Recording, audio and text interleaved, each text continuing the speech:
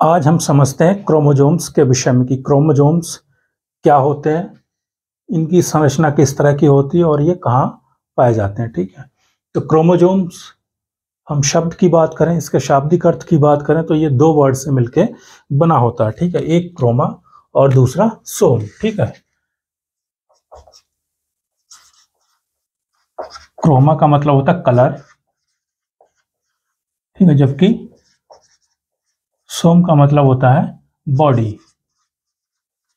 ठीक है, जब हम इसकी स्टडी करते हैं तो स्टडी में स्टैनिंग करते हैं। ठीक है, तो स्टैनिंग में क्या है कि क्रोमोसोम बहुत ही ज़्यादा डार्क स्ट्रक्चर हमें दिखाई देती है। माइक्रोस्कोपिक स्टडी के द्वारा जब हम देखते हैं माइक्रोस्कोप के द्वारा तो बहुत ही ज़्यादा डार्क जो स्ट्रक्चर होती है वो क्रोमोसोम की स्ट्रक्चर होती है। ठीक है, अब क्रोमोसोम होता क्या है? ठीक है, तो क्रोमोसोम क्या है कि एक डीएनए जब प्रोटीन के साथ कॉम्प्लेक्स फॉर्म कर लेता है तो वो क्रोमोसोम की संरचना कहलाती है। ठीक है, तो इसको हम कैसे पढ़ सकते हैं कि लीनियर डीएनए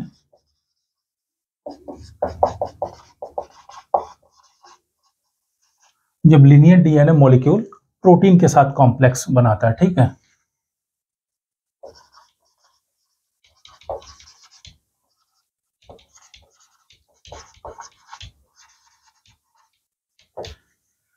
तो ये एक तरह से क्रोमोसोम कहलाता है। ठीक है, लीनियर डीएनए, ठीक है, कॉम्प्लेक्स विद प्रोटीन, एक प्रोटीन के साथ जब डीएनए मिक्स हो जाता है या कॉम्प्लेक्स फॉर्मेशन कर लेता है तो वो क्रोमोसोम कहलाता है। ठीक है, ये क्रोमोसोम जो वर्ड है ये वाल्डेन नामक साइंटिस्ट ने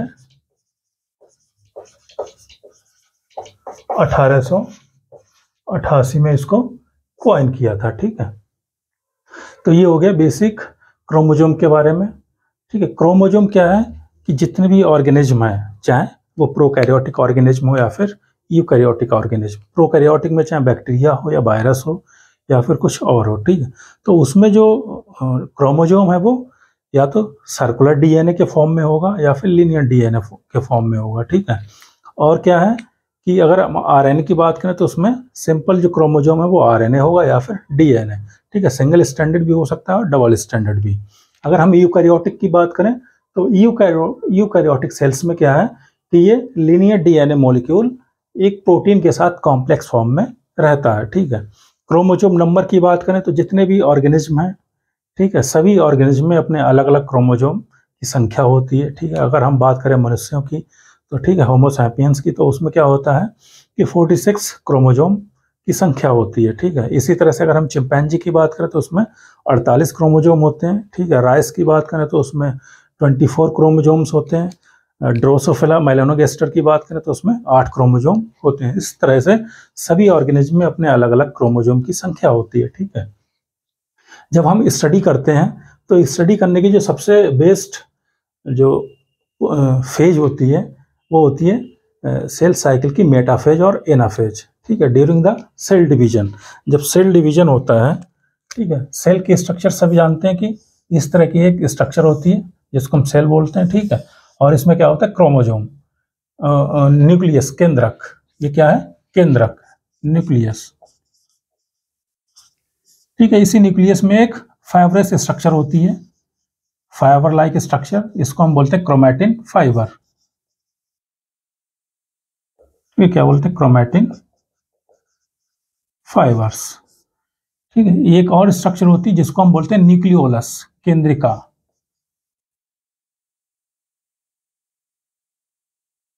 न्यूक्लियोलस केंद्रिका।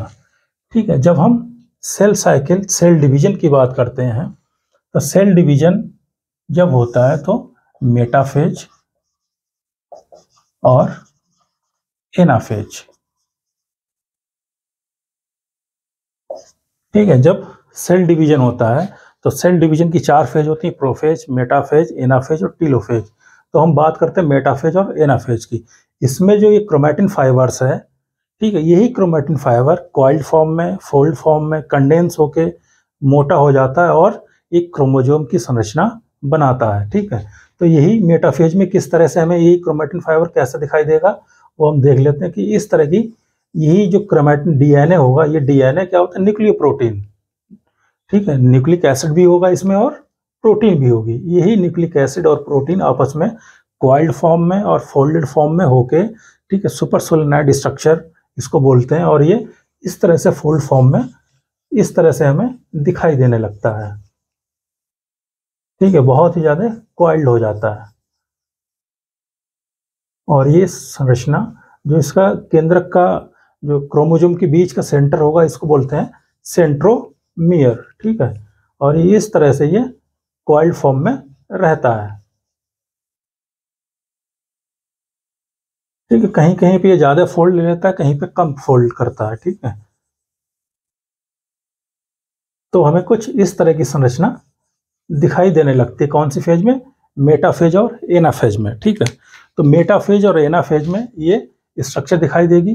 तो इस स्ट्रक्चर को हम बोलते हैं क्रोमोजोम, ठीक है। इसका जो बीच का भाग होता है इसको बोलते हैं हम सेंट्रोमियर, ठीक है, क्या बोलेंगे, सेंट्रोमियर। इसको प्राइमरी कंस्ट्रक्शन भी बोलते हैं। अगर हम पार्ट की बात करें तो इसके पार्ट्स हम अलग से देख लेते हैं कि कौन कौन से पार्ट होते हैं। पहला पार्ट सेंट्रोमियर, या इसको प्राइमरी कंस्ट्रक्शन भी बोलते हैं।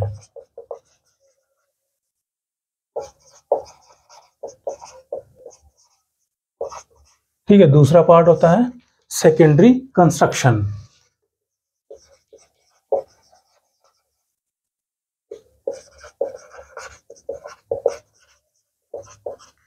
ठीक है। इसके बाद न्यूक्लियोलर ऑर्गेनाइजर रीजन, NOR,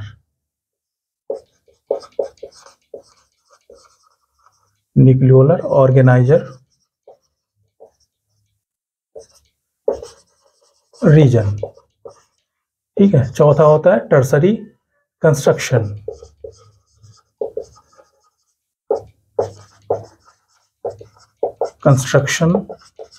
ठीक है। इसके बाद सैटेलाइट या टीलोमियर इसको बोलते हैं।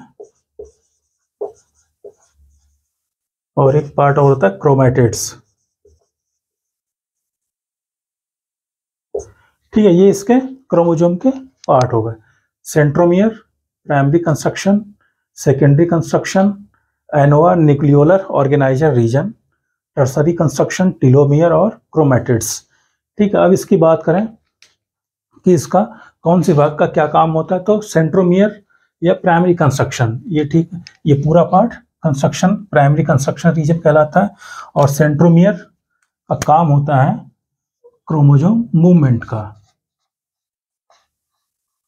ठीक है। जब सेल डिवीजन होता है तो सेल डिवीजन के दौरान ये एक क्रोमोसोम में 2 क्रोमैटिड्स होते हैं और ये दोनों क्रोमैटिड्स इस सेंट्रोमियर से अलग अलग होते हैं, ठीक है। ऊपर का क्रोमैटिड ऊपर चला जाता है और नीचे का नीचे, मतलब अपने अपने पोल्स की ओर, ठीक है। तो किसके द्वारा, सेंट्रोमियर के द्वारा। इसमें इसी में क्या होता है, स्पेंडल फाइबर्स, ठीक है, क्रोमोसोमल स्पेंडल फाइबर्स भी इसी पार्ट में पाए जाते हैं, ठीक है। इस तरह की एक फाइबरस स्ट्रक्चर होती है, ठीक है, इस सेंट्रोमियर पार्ट पे, ठीक है, जिसको क्या बोलते हैं, क्रोमोसोमल स्पेंडल फाइबर्स, ठीक है।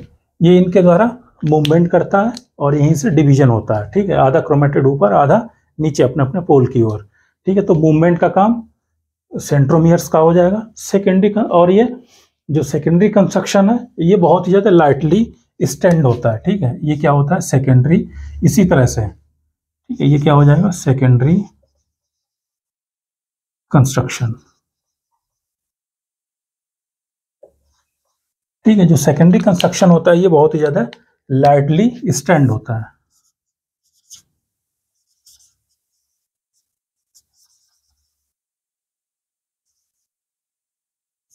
ठीक है। और ये जो न्यूक्लियोलस है इसके फॉर्मेशन में पार्टिसिपेट करता है, ठीक है। किसके फॉर्मेशन में, इसका काम क्या है कि जो न्यूक्लियोलस है,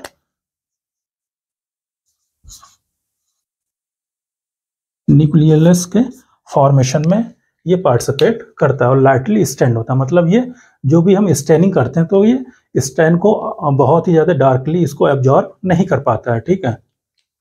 सेकेंडरी कंस्ट्रक्शन के बाद का जो पार्ट होता है, ठीक है, ये होता है टीलोमियर। इसको क्या बोलते हैं, टीलोमियर। ठीक है, ये बहुत ही ज़्यादा राउंड शेप में होता है।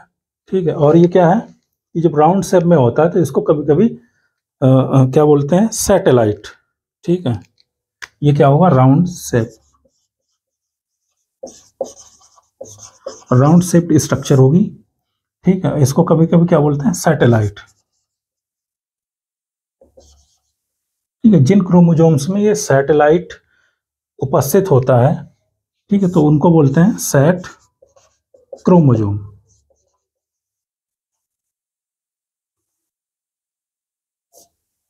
ठीक है, इसका काम क्या होता है, स्टेबिलिटी का।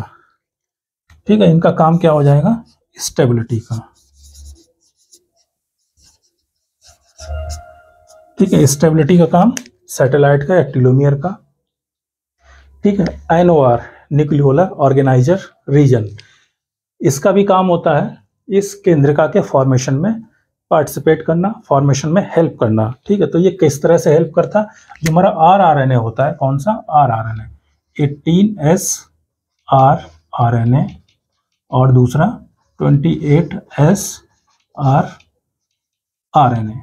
ठीक है, इन दोनों राइबोसोमल RNA के सिंथेसिस के लिए NOR रीजन रिस्पॉन्सिबल होता है। ठीक है, इसके बाद टर्सरी जो कंस्ट्रक्शन होता है, ये इस जो भी हमारा क्रोमोसोम होता है, ठीक है, बहुत सारे क्रोमोसोम होंगे तो उनमें जो डिफरेंशिएशन होगा, ठीक है, उनको पहचानने के लिए, आइडेंटिफिकेशन के लिए एक टर्सरी कंस्ट्रक्शन का यूज होता है, आइडेंटिफिकेशन के लिए। ठीक है, इसके बाद टीलोमियर हो गया, इसके बाद क्रोमैटिड्स। ठीक है, क्रोमैटिड्स क्या होते हैं कि एक क्रोमोसोम में 2 क्रोमैटिड होते हैं। ठीक है, सेंट्रोमियर से बीच का पार्ट सेंट्रोमियर, आधा इधर का, इधर क्रोमैटिड और आधा का उधर का क्रोमैटिड। तो एक क्रोमोसोम में, ठीक है, 2 क्रोमैटिड्स होते हैं। ठीक है, 1 क्रोमोसोम में कितने होते हैं, 2 क्रोमैटिड। ठीक है, क्रोमैटिड क्या है कि जब कोशिका का विभाजन होता है, उसमें केंद्रक का विभाजन होता है, केंद्रक के विभाजन के दौरान इस क्रोमोसोम का भी विभाजन होता है, और जब इसका विभाजन होगा तो ये क्रोमैटिड्स अपने अपने सेंट्रोमियर से आधे होके अपने अपने इस केंद्रक में जो पोल होगा, ठीक है, टीलोमियर, ठीक है, टीलोफेज जो होती है उसमें, ठीक है, तो केंद्रक अपने अपने पोल्स की ओर क्रोमैटिड चले जाते हैं। ठीक है, फिर दोबारा वही साइटोकाइनेसिस होगा और दोबारा सेल साइकिल शुरू हो जाएगा। ठीक है, तो ये जनरल क्या हो गया कि क्रोमोसोम की स्ट्रक्चर, सेंट्रोमियर होता है, सेकेंडरी कंस्ट्रक्शन होता है, इनका काम क्या हो गया, सेंट्रोमियर का काम मूवमेंट का हो गया, सेकेंडरी कंस्ट्रक्शन का काम न्यूक्लियोलस के फॉर्मेशन से संबंधित हो जाएगा, ये लाइटली स्टैंड होता है। ठीक है, टीलोमियर का काम होता है स्टेबिलिटी का, और जिसमें ये पाया जाता है उसको सेट क्रोमोसोम बोलते हैं। ठीक है, स्पेंडल क्रोमोसोमल स्पेंडल फाइबर्स होते हैं इसमें, इस सेंट्रोमियर पार्ट पे। ठीक है, और दूसरा रीजन होता है NOR nucleolar organiser region, 18S RRNA और 20S RRNA के फॉर्मेशन में संबंधित होता है ये। ठीक है, क्रोमैटिड्स अपने अपने सेंट्रोमियर से जब सेल डिवीजन होता है तो उसमें ये अलग अलग हो जाते हैं और 2 क्रोमैटिड्स के फॉर्म में एक क्रोमोसोम चेंज हो जाता है। ठीक है, तो ये हो गया जनरल किसके फॉर्म में, कि क्रोमोसोम की स्ट्रक्चर कहाँ पाया जाता है। ठीक है, और क्या होता है कि DNA मॉलिक्यूल प्रोटीन के साथ, तो ये एक तरह से क्या हो गया, न्यूक्लियो प्रोटीन। ठीक है, अगर हम बात करें इसके टाइप्स की, तो इसी सेंट्रोमियर के आधार पर इसके बहुत सारे टाइप हो सकते हैं। ठीक है, अगर हम शेप की बात करें तो इनकी शेप भी हो सकती है बहुत सारी, जैसे रॉड शेप हो जाएगा, इस फॉर्म में भी पाए जाते हैं, L शेप में भी पाए जाते हैं। ठीक है, कुछ V शेप में पाए जाते हैं, और इसके बाद अगर हम सेंट्रोमियर के आधार पर इनको बांटना चाहें तो ये क्या है, जिसका सेंट्रोमियर बीच में होता है उसको मेटासेंट्रिक बोलते हैं, जिसका एक साइड में होगा हल्का सा उसको सब मेटासेंट्रिक बोलते हैं। एक टीलोसेंट्रिक होता है जिसका ये सेंट्रोमियर टीलोमियर, ठीक है, टीलोमियर के पास होगा उसको टीलोसेंट्रिक बोलते हैं। इसी तरह से एक्रोसेंट्रिक होता है। ठीक है, किसी में एक सेंट्रोमियर होता है, किसी में 2 डाइसेंट्रिक होता है। ठीक है, और किसी में पॉलीसेंट्रिक भी, बहुत सारे ऑर्गेनिज्म में जो क्रोमोसोम है ये पॉलीसेंट्रिक भी होता है। ठीक है, इस तरह से ये क्रोमोसोम के विषय में जनरल नॉलेज हो गई। ठीक है, और ये क्या बेसिकली क्या है कि न्यूक्लियो प्रोटीन ही है जो कि कोशिका विभाजन की मेटाफेज एनाफेज में क्रोमोसोम का फॉर्मेशन करता है। क्रोमोसोम की जो स्ट्रक्चर होती है बीच के पार्ट को सेंट्रोमियर बोलते हैं, ठीक है। और बाकी ये आर्म होती हैं, ठीक है। ये आर्म क्रोमैटिड्स के फॉर्म करती हैं, ठीक है। जो सेकेंडरी कंस्ट्रक्शन है ये लाइटली स्टैंड होता है, ठीक है। न्यूक्लियोलस के फॉर्मेशन में पार्टिसिपेट करता है। टीलोमियर स्टेबिलिटी के लिए होता है, ठीक है। सेंट्रोमियर मूवमेंट के लिए होता है। इसके बाद जो NOR है ये 18S rRNA और 28S rRNA के सिंथेसिस के लिए, क्या फॉर्मेशन के लिए रिस्पॉन्सिबल होता है। बाकी जितने भी ऑर्गेनिज्म होगा वो सभी अपने अपने अलग अलग क्रोमोसोम नंबर होते हैं, ठीक है। जैसे मैं बता चुका हूँ पहले कि चिंपैंजी में जैसे 48 क्रोमोसोम नंबर होते हैं, ठीक है। ह्यूमंस में 46 या फिर 23 पेयर क्रोमोसोम उपस्थित होते हैं। इसी तरह सभी ऑर्गेनिज्म में अपने अलग अलग क्रोमोसोम उपस्थित रहते हैं।